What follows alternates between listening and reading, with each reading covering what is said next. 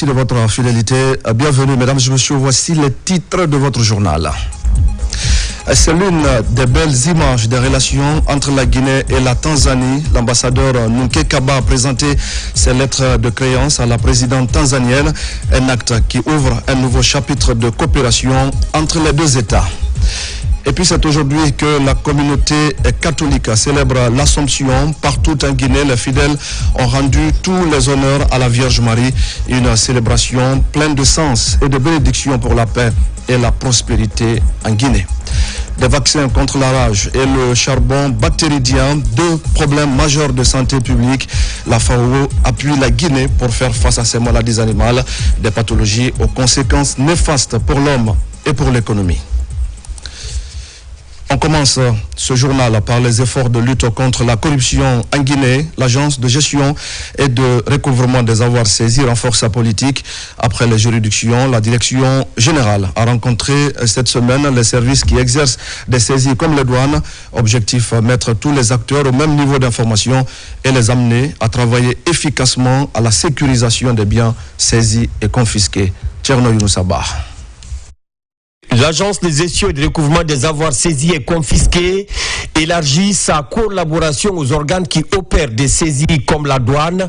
Les acteurs réfléchissent donc aux mécanismes devant aider à transférer les avoirs à l'agence pour leur gestion, comme indiqué par la loi. Aujourd'hui, nous avons réuni toutes les autres structures qui opèrent des saisies dans leurs activités pour leur expliquer ce que c'est la vision de la grâce en ce qui concerne la gestion des avoirs saisis et confisqués.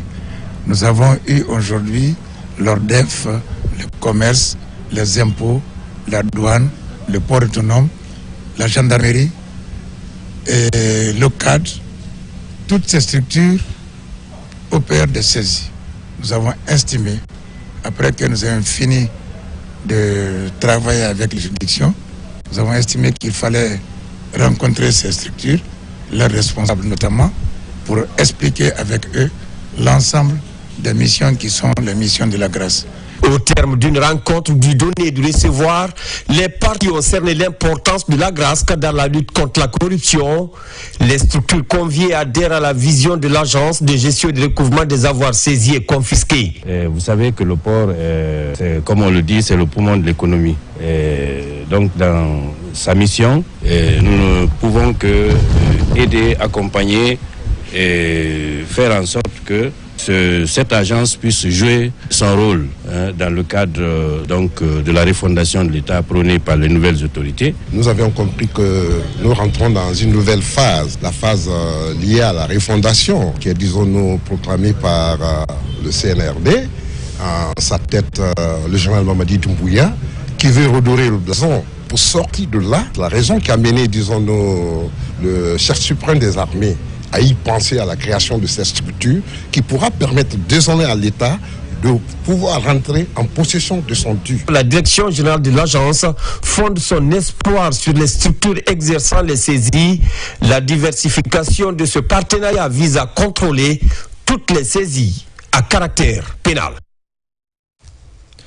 L'ambassadeur extraordinaire et plénipotentiaire Nunke Kaba présente donc ses documents d'accréditation à Madame la Présidente de la Tanzanie. Les communications étaient axées sur la coopération bilatérale entre nos deux pays.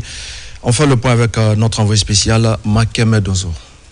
L'ambassadeur Nunke Kaba dirige 6 juridictions diplomatiques. Après Djibouti, le diplomate guinéen présente d'abord les copies figurées de ses lettres de créance au vice-ministre des Affaires étrangères tanzanienne. 72 heures après, il est reçu par la présidente Samia Suluhu Hassan pour lui remettre les documents qu'il accrédite comme chef de la mission diplomatique guinéenne dans ce pays, qui est d'ailleurs un pays ami à la Guinée depuis les premières heures de notre indépendance. L'objectif du président général Mamadi Doumbouya est de renouer ce pont diplomatique établi par les présidents Ahmed Sékou Touré et Julius Nyerere. J'ai expliqué au départ les relations séculaires qui ont existé entre la Guinée et la Tanzanie à l'époque du président Sékou Touré et le président Julius Nyerere. Vous savez que la Guinée et la Tanzanie ont toujours été des pays qui ont lutté pour l'indépendance des pays africains. Et ensuite, dans cet esprit panafricaniste, et j'ai transmis le message du président Doumbouya et qui s'inscrit dans cette même dynamique que les anciens présidents que nous avons connus en Afrique. Avec la Tanzanie, l'ambassadeur Kaba compte explorer tous les domaines de développement avec une diplomatie offensive déjà lancée par le ministre des Affaires étrangères, Dr Maurice Anda Kouyaté. Ici, je compte réhabiliter, redynamiser cette relation d'amitié, de coopération entre nos deux États. Vous savez, ils ont beaucoup de potentialités comme le nôtre, la Guinée. Donc, il s'agira de faire en sorte que les hommes d'affaires guinéens puissent venir ici investir et vice-versa, que les hommes d'affaires tanzaniens aussi puissent aller à Conakry, en Guinée, investir pour développer qu'il y ait plus de coopération entre nos deux États. Les relations diplomatiques entre Dar es Salaam et Conakry sont au beau fixe. Depuis plus d'un demi-siècle, le rapprochement de la Guinée avec les pays d'Afrique de l'Est a été un défi qui est en train d'être surmonté grâce à l'expertise diplomatique actuelle. Retour à Conakry et nous allons parler des travaux de la deuxième session du Conseil de la ville de Conakry, occasion de discuter des grands enjeux du développement de la capitale guinéenne. Autre facette de la rencontre, le remaniement du budget annuel exercice 2024. Il se chiffre désormais à plus de 163 milliards de francs guinéens, un montant qui devra être investi dans des projets d'intérêt public et pour changer l'image de notre capitale. Moussa Bangoura et Ousmane Kamara. Le développement de la capitale, une des priorités des autorités de la ville. Ici au gouvernorat, cadre des services déconcentrés, acteurs de la société civile et président des délégations spéciales des communes de Conakry discutent sur l'ensemble des problèmes qui assaillent la région. Au cours de cette deuxième session du Conseil de ville, plusieurs sujets d'intérêt public ont été abordés, notamment la poursuite de la formation des cadres du gouvernorat. Nous avons des projets engagés déjà et nous avons des chantiers en cours. Après, quelques dépenses surplus en moins par endroit afin que cela soit adopté par l'ensemble des autorités de la ville de Conakry. Nous avons voté ce montant afin de nous mettre à la tâche pour le recouvrement. Le gouvernement a un œil attentif sur le fonctionnement de la ville de Conakry, convaincu que c'est la vitrine de la Guinée. Le gouvernement a beaucoup d'ambitions. Quelles sont les ambitions? Quels sont les travaux qui sont en cours? Comment faire pour achever ces travaux-là? Donc nous les encourageons. Avec cette volonté affichée, le budget a été remanié et adopté par les membres statutaires. En termes de dépenses et en recettes, un montant de 163 milliards de francs guinéens a été validé à l'unanimité. C'est bien en soi toute chose qui contribuerait à changer un peu l'image de la ville de Conakry. Je souhaiterais simplement qu'il y soit ajouté les travaux d'assainissement de la ville, parce que si on voit la quantité d'eau qui tombe sur la ville et qu'on regarde les rigoles en lieu et place des caniveaux qui devraient être creusés pour contenir ces eaux et les diriger vers la mer, ça aurait été une amélioration salutaire. Tous les projets admis au titre du PAI de la ville de Conakry sont des projets valables pour chacune des 13 communes que compose la ville. C'est le confort additionnel que nous avons face à ce conseil de ville.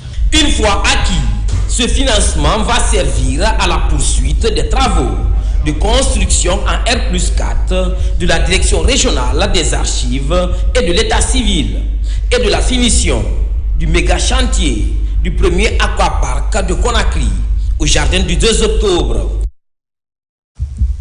Au même moment, les acteurs de la coalition nationale des organisations de la société civile sont à Mamou. Ils bénéficient sur place d'une formation sur l'analyse et le suivi des budgets de l'État et des collectivités à la base. C'est un renforcement de capacité financé par l'Agence française de développement avec pour objectif d'impliquer la société civile dans la mobilisation des ressources en faveur des projets de développement local. Mamadou Patebaldé. L'analyse et le suivi du budget de l'État et des collectivités locales est au centre des préoccupations des organisations de la société civile guinéenne. Cet engagement permettra de faciliter le suivi des projets et des programmes ainsi que l'analyse des budgets par les acteurs. Dans cet élan, la CONASOC réunit à Mamou l'ensemble des acteurs de la maison commune des régions de Mamou et de l'Abbé. Quand un budget de l'État est élaboré ou est adopté, le budget citoyen aussi doit être élaboré pour permettre à l'État de rendre compte ou de mettre le citoyen dans toutes les connaissances requises pour pouvoir maîtriser aussi le budget de l'État. L'une des grandes difficultés que nous avons aujourd'hui dans les communes, c'est surtout ces fuites de recettes. Donc si la société civile elle-même est impliquée dans ce processus pour faire un suivi, avoir un regard sur le budget de l'État, sur le budget de collectivité, nous souhaiterons aussi que nos citoyens aussi puissent avoir le même regard sur ce que nous sommes en train de faire. Pour réussir cet ambitieux programme, le gouvernement de la transition, à travers les ministères de l'économie et des finances et des budgets, compte sur l'engagement des acteurs à relever le défi au bénéfice de l'État et des collectivités locales. Le présent atelier qui s'inscrit dans le cadre de la contribution à l'initiative renforcée d'allègement de la dette de notre pays est un mécanisme innovant de financement du développement qui consiste à reconvertir la dette remboursée par la Guinée aux membres club de Paris en subvention pour le développement des projets de notre pays. Durant 2 jours de débats fructueux et d'échanges d'expériences, des thèmes comme l'analyse et le suivi du budget ainsi que la mobilisation des ressources financières seront abordés au cours de ce séminaire de formation.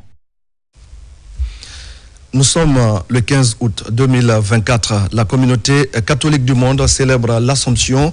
C'est une grande fête qui symbolise la montée de la Sainte Vierge Marie au ciel.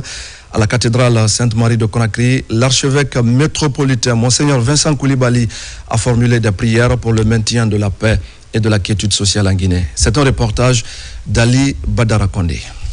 L'Assomption de la Vierge Marie est une solennité liturgique qui commémore le terme de la vie terrestre de la Vierge Marie, mère de Jésus. Cette principale mariale marque la montée au ciel du corps et de l'âme bienheureuse Marie. En Guinée, cette célébration est d'autant symbolique pour fidèles catholiques puisque le pays est dédié ou consacré à la Vierge Marie.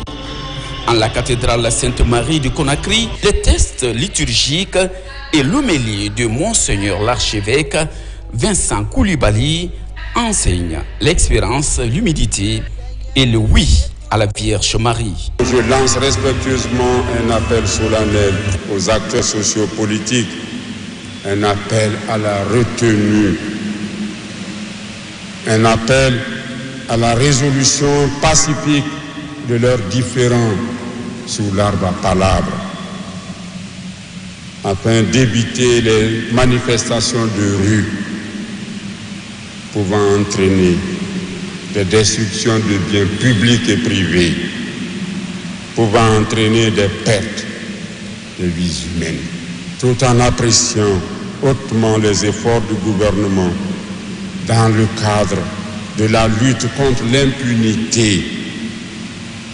Je me permets ici d'insister sur le respect des droits humains.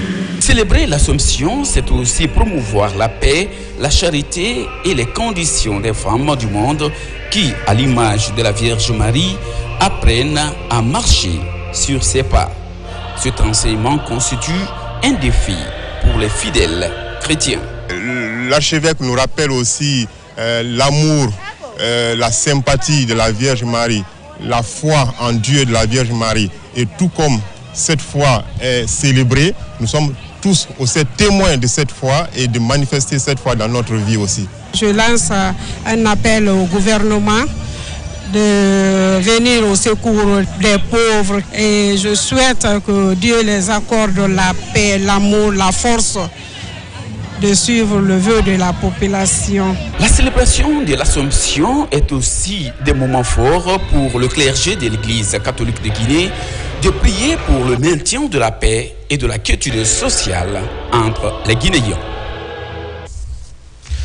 À la paroisse bienheureuse Anne-Marie Javoué de Nongo, les fidèles se sont également mobilisés pour rendre tous les honneurs à cette humble servante de Dieu. Et c'est également le cas dans plusieurs églises de la capitale où les fidèles ont profité de l'Assomption pour prier en faveur de la paix dans notre pays. Voici les détails dans cette compilation d'Abraham Christophe Kanté. Fête de l'Assomption, un jour solennel pour les fidèles catholiques. Cette fête symbolise la montée de la Sainte Vierge Marie au ciel. Avec cette procession mariale, les fidèles de la paroisse bienheureuse Anne-Marie Javoué de Nongo rendent tous les honneurs à la Mère de Jésus. Ce jour est marqué par des prières et l'invocation de la Sainte Vierge Marie.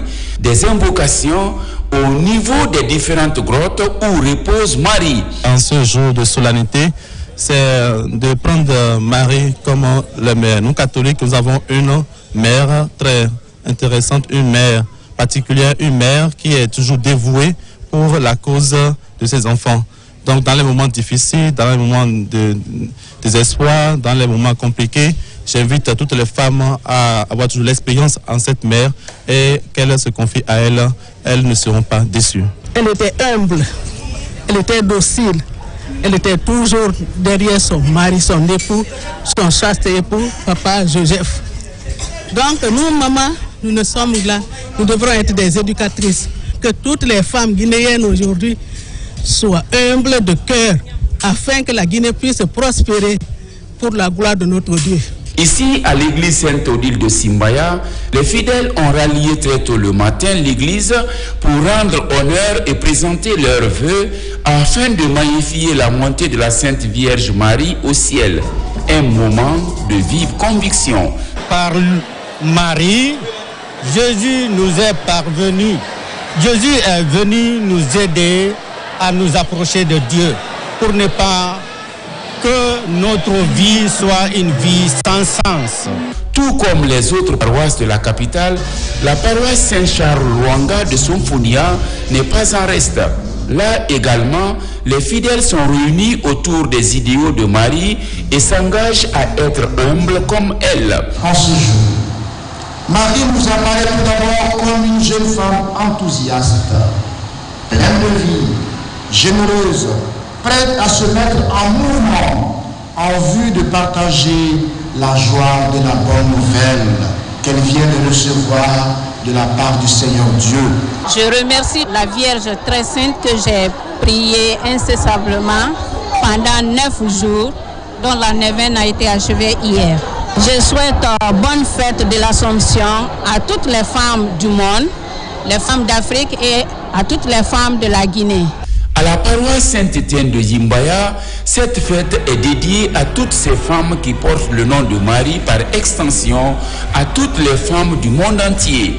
Le désir d'incarner les vertus de Marie est exprimé pour servir de modèle. Chez nous, la Vierge Marie intercède pour nous auprès du Père. Cela veut dire, nous demandons à la Vierge Marie d'intercéder pour nous auprès du Père. Alors cette fête pour nous permet à nous chrétiens de comprendre qu'effectivement, il y a la résurrection. La paroisse Saint-Pierre de la Cimenterie, elle aussi, a abrité la solennité de la Sainte Vierge Marie. Ici, l'occasion est mise à profit pour baptiser 6 fidèles. Les fidèles ont invoqué les prières à la Sainte Vierge Marie pour la paix et la quiétude sociale dans le pays. Cette mère est vénérée. Elle est vénérée, c'est pourquoi le 15 août de chaque année, nous célébrons l'Assomption de la Vierge Marie. Nous avons fêté la fête avec foi, avec détermination. C'est ce jour que toute maman se confie à la très sainte Vierge Marie afin qu'elle puisse intercéder pour nous auprès de son Fils. Marie, mère de Jésus, monte au ciel ce jour de l'Assomption ou encore jour d'invocation mariale dans la prière. L'autre sens de cette fête, ce sont les prières pour tous ceux qui font recours à cette humble servante de Dieu. Depuis 1950, cette fête est célébrée à travers le monde et symbolise la nature humaine. Merci à Abraham Christophe Kanté. Dans le reste de l'actualité, moment de tristesse pour nos confrères du groupe Happy Media Un incendie a frappé hier les locaux de l'entreprise, causant d'importants dégâts matériels. Et ce jeudi, le ministre de l'Information et de la Communication s'est rendu sur les lieux. Fana Souma est allé constater l'étendue des dégâts et apporter en même temps son soutien aux confrères en détresse. Le groupe Happy Media sollicite aujourd'hui le soutien des bonnes volontés. Tcherno Ousmane Diallo et Ousmane Ouatsissé. Des installations du groupe Happy Media, il ne reste plus rien après les flammes qui ont tout consumé. L'incendie qui s'est déclaré hier n'a pas fait de perte en vie humaine, mais a causé d'importants dégâts matériels, réduisant au silence ce média avec du coup une cinquantaine de travailleurs dans le désarroi. En se rendant sur les lieux, le ministre de l'Information et de la Communication est venu constater l'ampleur des dégâts et exprimer la solidarité du ministère et du gouvernement aux travailleurs qui, depuis 5 ans, s'investissent notamment pour promouvoir la culture guinéenne. L'ampleur du feu, quelqu'un ne pouvait pas s'approcher. Il a fallu l'aide du voisinage et les sapeurs-pompiers. Nous lançons un plaidoyer envers les autorités, c'est d'aider le monsieur pour qu'il puisse aider d'autres personnes aussi, parce qu'il fait beaucoup pour la jeunesse guinéenne. Sincèrement, la venue du ministre me réconforte. Je le remercie vivement. C'était dans les bandes de midi, entre midi et 13h, qu'il y a eu un court-circuit. Nos voisins déjà, il y a eu beaucoup d'écrans brûlés à côté et tout. Donc après, il y a eu une coupure et finalement, quand il y a eu le retour du courant, c'est venu avec une forte tension et ça a créé un court-circuit qui a malheureusement ravagé tout sur son chemin. Je demande vraiment de l'aide. J'ai besoin d'assistance parce que c'est des coûts de milliards, c'est beaucoup d'argent, c'est beaucoup d'investissement. Donc je souhaite que l'État nous vienne en aide. Cet incendie relance à nouveau le débat sur les installations électriques dans les infrastructures immobilières et le dispositif de prévention des incendies. Le ministre Fana Souma a promis de demeurer aux côtés de Happy Media et mobiliser ses équipes afin d'étudier les actions à mettre en œuvre pour soutenir efficacement Happy Media. Et c'est jusqu'ici le calvaire pour les populations de Tobolon dans la nouvelle commune urbaine de Kagbélé. Là-bas, vous allez le voir, plusieurs secteurs sont difficiles d'accès à cause des axes routiers très impraticables. Le bureau du conseil de quartier est donc à l'œuvre pour ouvrir certaines voies de circulation et désenclaver ainsi la localité. Des moyens mécaniques sont mis à contribution pour soulager les citoyens très affectés par cette situation. Mangué Dantouma-Souma. Désormais rattaché à la ville de Conakry, le quartier Tobolon 2 dans la commune urbaine de Kagbélé est l'une des anciennes localités où la population éprouve toujours d'énormes difficultés d'accès à certains secteurs. Pour atténuer ce calvaire, le bureau du quartier s'inspire de la vision des autorités du pays et s'engage à aider les habitants de ce quartier et environnement. En commun d'accord avec la commune, dont le bureau du quartier a décidé de faire le nivellage de nos routes. Vu que ça va dans le programme du CNRD, et la population de Tobolon qui est là aujourd'hui, de la Guinée en général qui est là, pour soutenir le président de la République et les œuvres du CNRD. Tout ce que vous voyez comme ça là, c'était une forêt. C'est pourquoi nous disons merci à la délégation spéciale de Kagbélé, à d'autres chefs de quartier, aux donateurs. Autrefois, localité à faible densité, aujourd'hui, le quartier Tobolon 2 connaît une forte concentration humaine où toutes les actions communautaires sont nécessaires et appréciables. La joie qui m'anime dépasse les mots qu'il faut placer pour dire merci à Traoré et à son équipe pour le travail qu'ils ont fait. Depuis que ce quartier est créé, je ne crois pas qu'il y a eu un aménagement aussi important que celui-ci aujourd'hui. Aujourd'hui, on est très content de voir les travaux se réaliser ici. Et les populations à la base, on peut circuler librement. Aujourd'hui, ici, on envoie nos matériels, tout ce qui s'ensuit, ça peut venir. Sinon, on envoie nos matériels pour la construction en haut et prendre maintenant sur la tête, envoyer en bas. La volonté d'offrir les meilleures conditions d'accès aux populations, comme ici à Tobolon 2, s'inscrit en droite ligne des préoccupations des autorités du pays, notamment du chef de l'État, le général de corps d'armée, Mamadi Doumbouya. Dans l'actualité encore, le ministre des Mines poursuit son séjour à l'intérieur du pays. Après Sigiri, Bouna Silla s'est rendu sur le site de la société minière de Dinguiraye. La SMD est en phase d'exploitation de la première mine souterraine. une exploitation de l'or qui va se dérouler sur une profondeur de près d'1 kilomètre. Le ministre invite donc les autorités locales et les responsables de la société minière à cultiver la paix et la cohésion sociale. Saint-Martin Fancinadouno et Kandesila. Depuis 30 ans, la société minière de Dinguiraye, SMD, développe les activités minières, une exploitation superficielle ou encore à ciel ouvert de l'or entre les préfectures de Sigiri et Dinguiraye. Cette année, la SMD lance la première mine souterraine, une nouveauté en Guinée dans la sphère d'exploitation minière. À travers une technique développée, la société va en profondeur de près d'1 kilomètre du sol. Ici, le ministre de tutelle vient évaluer le niveau d'avancement du projet et les mesures de sécurité.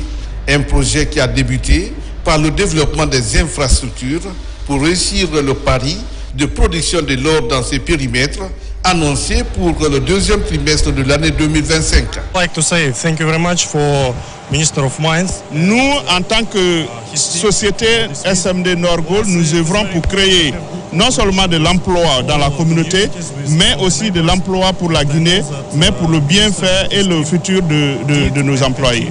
Donc la production annuelle targetée que nous visons, c'est 1,3 million de tonnes par an.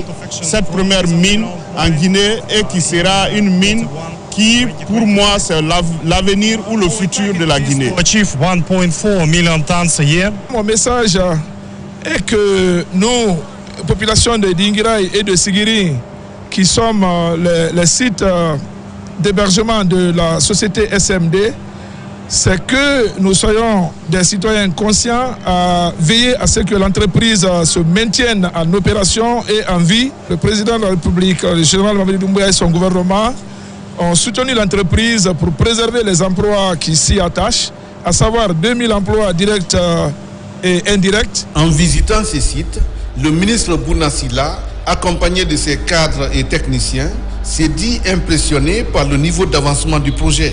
Il invite les responsables de la SMD au respect des normes environnementales et à favoriser la qualification des employés locaux et à respecter le contenu local à travers un investissement périn dans les activités génératrices de revenus en faveur des communautés riveraines. Ce projet nous inspire que les potentiels en ressources qui sont en profondeur peuvent être exploités aussi en Guinée. Donc l'effort que cette société est en train de fournir nous rend heureux et ça donne un exemple aux autres sociétés minières qui ont des formations ou des ressources qui sont beaucoup plus en profondeur, de ne pas se limiter seulement à l'exploitation des ressources en surface, mais de pouvoir investir dans le cadre du développement des ressources qui sont en profondeur. C'est important également de rendre visite les cités industrielles. La SMD a connu des problèmes sociaux avec les communautés riveraines au mois de mai. Le gouvernement, sur la base des instructions du chef de l'État et de son Premier ministre, a pris en charge ces problèmes avec le ministre de l'administration du territoire pour que la paix et la sécurité reviennent dans la zone. C'est à ce titre d'ailleurs on est convenu avec la société que les communautés riveraines puissent faire des voyages d'études où il y a des mines souterraines pour que les communautés se rendent compte que la construction de la mine souterraine qui va se réaliser ici se fera en termes dans le respect des normes de sécurité. Pour une augmentation significative de la production de l'or, la sauvegarde des emplois et du travail, le ministre des Mines et de la Géologie rencontre les responsables de la SMD, le préfet de Dinguiraye, le secrétaire général des collectivités décentralisées de Sigiri, les sous-préfets et les présidents de délégations spéciales des localités impactées par ces projets. Il les invite à promouvoir le dialogue, la paix et la circulation des informations pour préserver un climat de cohabitation pacifique sur ces sites. Nous allons prendre maintenant la direction de Farana pour parler de cette vaste campagne de reboisement des sites. Et c'est dans le cadre du programme intégré de développement et d'adaptation au changement climatique dans le bassin du Niger. Cette activité régionale a été lancée dans la sous-préfecture de Bagnan où 67 hectares ont été reboisés. Ibrahima Oulem Fofana, Silati Kourouma. Ici, à Bagna, la source de l'un des sous-affluents du fleuve Niger, appelé Sumbalako. C'est l'un des sites de l'autorité du bassin du Niger qui a servi de cadre à ce lancement. En première ligne de l'activité, le programme intégré de développement et d'adaptation au changement climatique dans le bassin du Niger. Nous sommes ici ce matin pour procéder au lancement des sous-projets dans le cadre du programme intégré de développement et d'adaptation au changement climatique, un programme régional qui a été initié par l'autorité du bassin du Niger. Et comme vous le savez, la Guinée abrite la source du fleuve Niger. Et par conséquent, nous avons une lourde responsabilité. Notre ministère a la charge d'assurer la préservation des ressources en eau de Guinée. La raison fondamentale, c'est que nous avons sur la tête une lourde charge, c'est de défendre cette source. Elle fait vivre 156 millions d'habitants de 9 pays riverains. Donc cette responsabilité, le Faranaka va le supporter avec tout l'honneur qui lui est fait. C'est un projet qui vise la préservation des ressources naturelles et des écosystèmes du bassin, mais aussi accroître la productivité et la production des bénéficiaires. Je demande à tout le monde de veiller à ce que ce fleuve soit protégé. Et c'est l'occasion pour moi de remercier le gouvernement guinéen qui fournit beaucoup d'efforts pour la restauration de l'écosystème, particulièrement son Excellence, le général Mamadi Doumbouya. Le PIDAC est un projet régional qui touche les 9 pays de l'autorité du bassin du Niger. Cette vaste campagne de reboisement réconforte l'autorité locale qui a promis de protéger ses plans. Après les 69 hectares reboisés à Mélina, ici dans la sous-préfecture de Bagna, les autres sites du bassin attendent leur tour pour lutter contre le changement climatique. Vers la semaine nationale de la recherche scientifique et de l'innovation et du centenaire de la recherche en Guinée. Les activités auront lieu au mois de décembre 2024. Mais avant, le ministre de l'Enseignement supérieur et ses cadres sont sur le terrain. Une immersion dans la région de Kindia, au cœur de l'Institut de recherche en biologie appliquée. Les autorités du département veulent faire un état des lieux du centre qui doit abriter la scénarii et le centenaire de la recherche scientifique en Guinée. Mounir Bari. En décembre prochain, l'Institut de recherche en biologie appliquée abritera la Semaine nationale de la recherche scientifique et de l'innovation. L'événement s'est couplé au centenaire de la recherche scientifique en Guinée. C'est dans cette perspective qu'une mission du département a effectué une visite de prise de contact dans la région de Kindia. Ici, le ministre et ses cadres ont conféré avec les autorités régionales et la direction générale de l'Institut de recherche en biologie appliquée. Ce premier événement va être couplé au centenaire de l'institution. Donc, en quelque sorte, c'était de voir quel est le niveau de préparation et d'ancrage de ces deux événements au sein de l'institution, d'une part, mais évidemment, nous avons profité de cette visite pour essayer ensemble de dessiner les contours d'un plan de développement de l'Institut. Aujourd'hui, la dynamique enclenchée par le département est de faire en sorte que la Semaine nationale de la recherche scientifique et de l'innovation soit une réussite. Déjà, un planning est établi pour le déroulement des activités prévues. C'est une immersion des cadres du ministère pour comprendre la dynamique de recherche qu'il y a ici et puis les projections. Et aussi discuter avec les autorités régionales et les autorités de cette institution, l'organisation très prochaine du centenaire de la recherche scientifique en Guinée. Nous espérons que dans les prochaines semaines, nous allons pouvoir finaliser le programme des festivités, mais aussi finaliser un programme de développement de l'Institut de recherche en biologie appliquée de Guinée. Cette prise de contact entre le chef du département, les autorités régionales, les cadres du ministère et la direction générale de l'institution a permis aux uns et aux autres de tirer profit de ces interactions afin de combler les manquements pour la tenue sans fausse note de la Semaine nationale de la recherche scientifique et de l'innovation dans la région de Kindia. Un mot de santé avec l'auto-évaluation des systèmes et réseaux de laboratoires de biologie médicale de Guinée. Les acteurs de la communauté LabCop se retrouvent à Conakry autour des avancées dans ce domaine. La charge virale du VIH et le diagnostic précoce chez les enfants sont entre autres sujets débattus au cours de cette évaluation. Compte rendu, Tcherno Maroufba. Contribuer à renforcer les capacités et transformer les services du laboratoire sur le continent africain a été lancé en 2017, le LabCop. Cet instrument vient ainsi aider les laboratoires à rester informés et connectés sur les nouvelles avancées dans ce domaine. La Guinée, membre de cette communauté de laboratoires, reçoit les membres de LabCop pour une auto-évaluation. Au cours de cette évaluation des systèmes et réseaux de laboratoires de biomédical en Guinée, l'accent sera mis sur la charge virale du VIH-Sida et le diagnostic précoce sur l'enfant.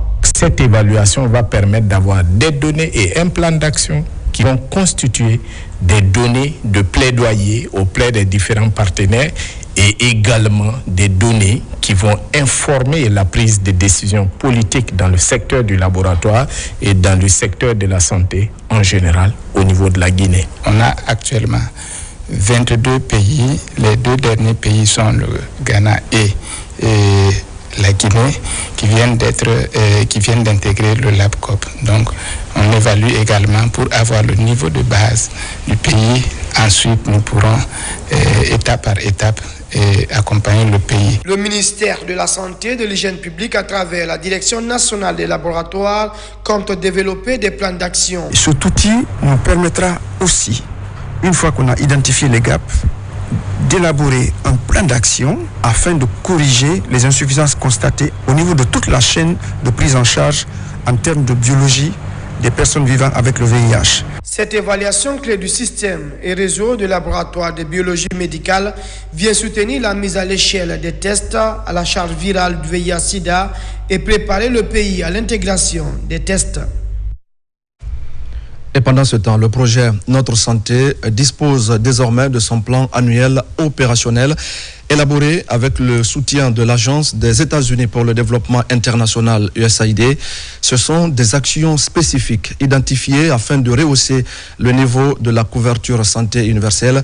L'initiative s'inscrit dans le cadre de la continuité de la mission de renforcement du système sanitaire au niveau local. Adiatou Bari. Comme tous les ans depuis son lancement, le projet Notre Santé USAID s'attelle à l'élaboration du plan annuel opérationnel. Avec tous les acteurs de mise en œuvre, ils définissent les besoins en santé des populations dans les zones de couverture du projet. La lutte continue contre le paludisme et l'amélioration de la couverture vaccinale sont inscrits en priorité. Vous savez que le palu est un problème majeur dans ce pays. Donc, ça prend en compte justement les problèmes du palu, mais aussi de Covid, de telle sorte qu'on va appuyer la routinisation de la Covid. Nous avons aussi tout ce qui concerne la santé reproductive et la planification familiale. C'est le troisième plan annuel opérationnel du projet Notre Santé. Son exécution prend en compte la dimension santé communautaire. Et cela pour relever un autre défi, obtenir une santé primaire intégrée et adaptée aux réalités. Ce plan d'action intègre des stratégies innovantes et des solutions pratiques qui répondent aux besoins spécifiques de nos communautés, notamment dans les zones d'accès difficiles. Je suis convaincu que, grâce à notre collaboration renforcée et à notre détermination collective, nous parviendrons à atteindre les objectifs fixés et apporter des changements significatifs et durables dans le secteur de la santé en Guinée. Nous sommes impliqués à tout, parce que pour élaborer ce plan, nous avons commencé au niveau des régions, où nous avons invité tous les DPS, les représentants d'administration du territoire, les projets, les ONG. Nous avons identifié ces activités que nous avons consolidées ici. C'est l'occasion pour nous de réitérer notre engagement, notre disponibilité à mettre en œuvre ces activités que nous avons identifiées ici ensemble. Une fois mis en œuvre, ce plan opérationnel du projet Notre Santé va permettre à la Guinée d'introduire pour la toute première fois le vaccin contre le paludisme. Une avancée majeure qui va permettre d'accélérer l'éradication de la maladie dans le pays. Et ce sont également, je le disais au sommaire, des problèmes majeurs de santé publique. La lutte contre la rage et le charbon bactéridien s'intensifie en Guinée. Le ministère de l'Agriculture et de l'Élevage vient de bénéficier d'une importante quantité de vaccins. C'est un appui de la FAO et de l'USAID pour lutter efficacement contre ces maladies animales aux conséquences sanitaires et socio-économiques très néfastes. Sona Sagno. Pour atteindre les objectifs d'éradication de la rage et du charbon bactéridien en Guinée, la FAO a fourni des vaccins au ministère de l'Agriculture et de l'Élevage. Cette assistance va permettre aux services vétérinaires de réaliser des campagnes de vaccination de riposte contre ces zoonoses dans les zones affectées. L'USAID et la FAO restent deux partenaires stratégiques pour la Guinée. Parler de la sécurité sanitaire, que ce soit au niveau des animaux ou au niveau de lui-même même de l'alimentation, c'est un sujet qui est excessivement important pour des pays comme la Guinée qui sont à la recherche de l'autosuffisance alimentaire et nutritionnelle. Avec le soutien financier de l'USAID, la présente remise comprend 600 000 doses de vaccins contre la rage et 15 000 doses de vaccins contre le charbon bactéridien, également la prise en charge des opérations vaccinales, tout pour un montant de plus de 370 millions de francs guinéens. Nous avons bon espoir qu'avec cet appui de la FAO qui a été financé par l'USAID, que des opérations vaccinales de cette bonne efficacité seront entreprises et que les animaux seront bien protégés et pour une meilleure protection de la population. Des problèmes de santé majeurs, la rage et le charbon bactéridien entraînent aussi des pertes en vies humaines. C'est un sentiment de reconnaissance et de gratitude vis-à-vis de la FAO, auprès de qui nous avons introduit des requêtes suite à des recrudescences de cas de rage et de charbon bactéridien dans certaines préfectures de notre pays. À terme, l'objectif visé est d'obtenir un système mondial de santé performant dans une approche multisectorielle et pluridisciplinaire pour pouvoir contrer ces maladies émergentes et réémergentes. Autre sujet dans cette édition d'information, les acteurs économiques des régions de Zérékoré et Labé sont en train d'être sensibilisés sur la notion de propriété intellectuelle. L'opération est conduite par le ministère du Commerce à travers le projet du dispositif intérimaire du cadre intégré renforcé. L'idée est de permettre aux acteurs de pleinement profiter des droits de leur marque et de leur savoir-faire. Falilou Diallo. À Labé, les acteurs économiques se mobilisent autour des enjeux liés à la propriété intellectuelle et l'innovation technologique. La protection et la déclaration des marques sont vivement recommandées. Une économie de savoir qui permet, n'est-ce pas, à une opérateur économique, n'est-ce pas, de produire et, n'est-ce pas, à côté de cette production, proposer un accompagnement en termes, n'est-ce pas, de signes distinctifs, notamment, n'est-ce pas, les marques, les licences modèles, les noms commerciaux, les brevets, qui permettent, n'est-ce pas, aux opérateurs économiques, n'est-ce pas, de développer alors leur activité. Même exercice à Zérékoré, poumon économique de la région forestière. Sur place, les opérateurs économiques et acteurs du commerce renforcent leur capacité managériale pour une intégration des labels dans les politiques et programmes en matière industrielle. Quand vous avez un produit sur lequel vous avez apposé une marque, vous devez penser à passer au SPI pour protéger votre marque. Vous savez, la propriété intellectuelle, c'est une garantie. C'est un outil que tous les acteurs, n'est-ce pas, les commerçants, les industriels doivent utiliser pour se protéger. L'objectif principal du cadre intégré renforcé, c'est d'intégrer les commerces dans les plans de développement du pays. Bon, comme je le disais pendant mon exposé, il y a eu 3 documents que la Guinée a connus. C'est le document de réduction, de stratégie de réduction de la pauvreté. Et en premier temps, après le PNS 1 et 2, Programme national de développement économique et social. Et présentement, le programme de relance intérimaire de la transition. Donc c'est d'intégrer le commerce dans les plans de développement. À la baie, tout comme à recourir des outils de plateforme de l'aide publique au commerce, notamment le cadre intégré renforcé, l'Organisation mondiale du commerce ont été longuement abordés. Des séries de formations sont annoncées dans les autres zones économiques du pays par le cadre intégré renforcé.